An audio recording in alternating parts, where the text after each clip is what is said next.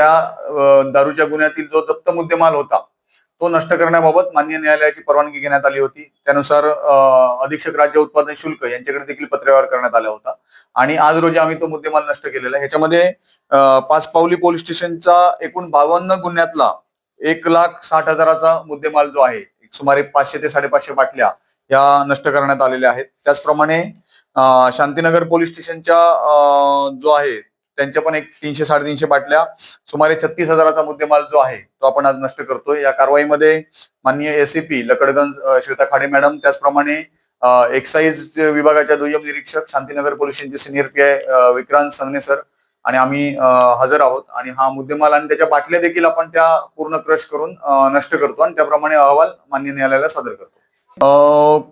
Pachpaoli police स्टेशनच्या हद्दीमध्ये कुठेही अवैध दारू विक्री करताना किंवा बाळगलेल्या स्थितीत मिळून आला तर त्याच्यावर कडक कारवाई ही केलीच जाणार आहे. त्याच्यामुळे अशा प्रकारे जे कोणी अवैध धंदे करणारे लोक आहेत त्यांना आम्ही आवाहन करतो की कुठल्याही प्रकारे अवैध दारूचा व्यवसाय जो आहे तो करायचा नाहीये. आम्ही त्याच्या विरुद्ध कडक कारवाई करणार आहोत आणि नुसतं दारूचेच गुन्हे दाखल होणार नाही तर त्याच्या पुढे जाऊन त्यांच्या विरुद्ध प्रतिबंधक कारवाई जी आहे किंवा तडीपारीची कारवाई आहे ती देखील केली जाईल असं मी आपल्या माध्यमातून सांगू इच्छितो.